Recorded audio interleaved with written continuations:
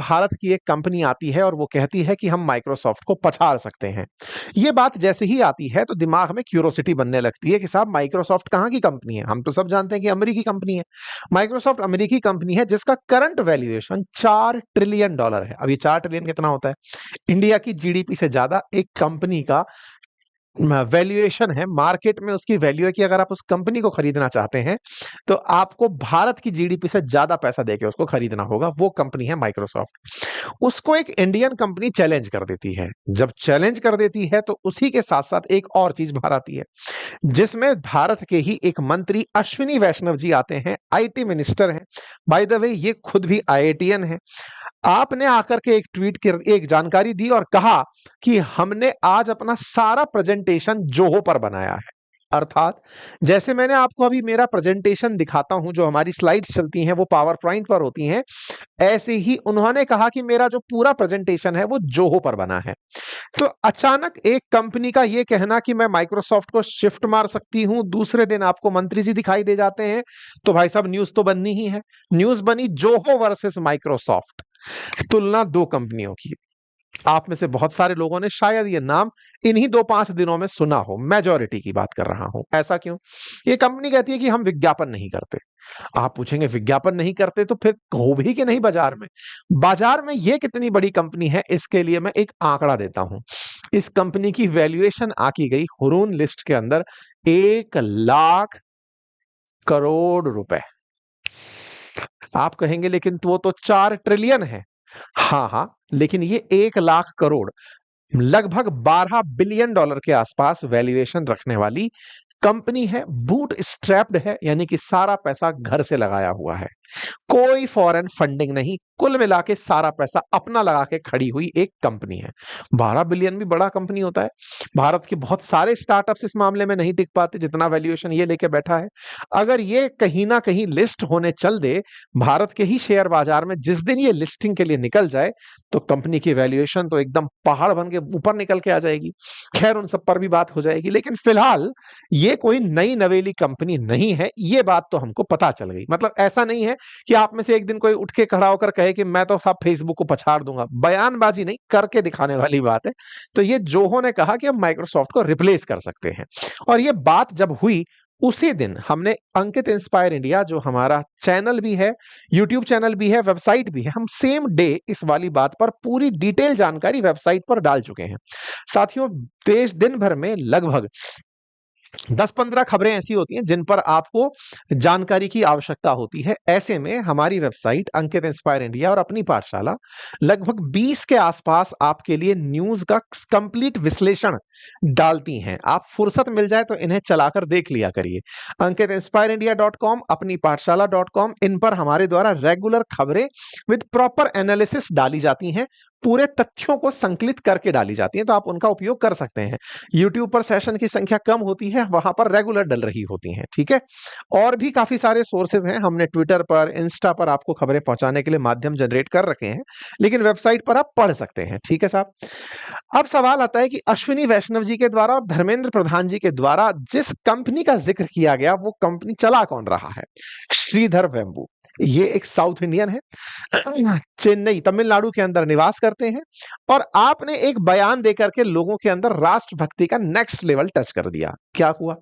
अभी कुछ दिनों पहले ट्रंप ने H1B वीजा को लेकर जिस तरह से भारतीयों को यह महसूस कराया था कि तुम मजदूर हो, तुम यहां पैसे के लिए नौकरी करने आते हो, आओगे तो इतना पैसा दोगे, जो ये हीनता की भावना भारतीयों को महसूस कराई, उन भारतीयों को इन्होंने, यानी कि श्रीधर वेम्बू ने, यह कहते हुए कहा कि जो भी H1B वीजा के कारण भारत लौटने वाले भारतीय हैं वो डरे नहीं, वो केवल 5 साल लग के इस देश में काम कर लें तो हमें घबराने की जरूरत नहीं है, हम दुनिया को पछाड़ सकते हैं। ऐसा कोई व्यक्ति जो भारत में बैठकर अंतरराष्ट्रीय स्तर पर चैलेंज ले रहा हो, आप कहेंगे कि केवल डोमेस्टिक काम करते होंगे। 60 से ज्यादा देश जिनकी कंपनी के क्लाइंट हों और वो इस तरह से बात कर गया कि डरो मत H1B वीजा के लिए मरने वालों, आओ और देश में ही काम कर लो, 5 साल में तहलका मचा दोगे। ये वाली बात जब आई तो भाई साहब स्वदेशी के तो लीडर बन करके ये बाहर निकल आए। हालांकि हमारे सोशल मीडिया पर कोई भी ट्रेंड ज्यादा दिन तक नहीं टिकता है। हो सकता है कोई खोजकर इनके भी जीवन के कोई ना कोई लो पलों को लेकर बाहर आ जाए, क्योंकि हमारे यहाँ तो साइन वेव चलती है, कोई ऊपर तो कोई नीचे, फिर अगले दिन ऊपर फिर नीचे, ये चलता है। फिलहाल के लिए चूंकि जोहो न्यूज में है तो हम इसका विश्लेषण कर रहे हैं।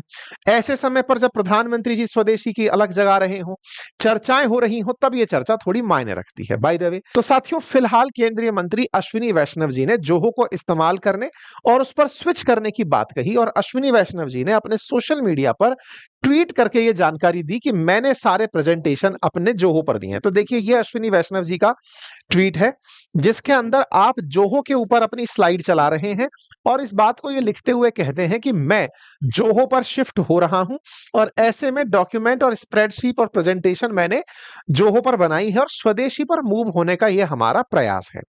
इस बात को श्रीधर वेम्बू ने तुरंत अपनी तरफ से रिएक्ट किया।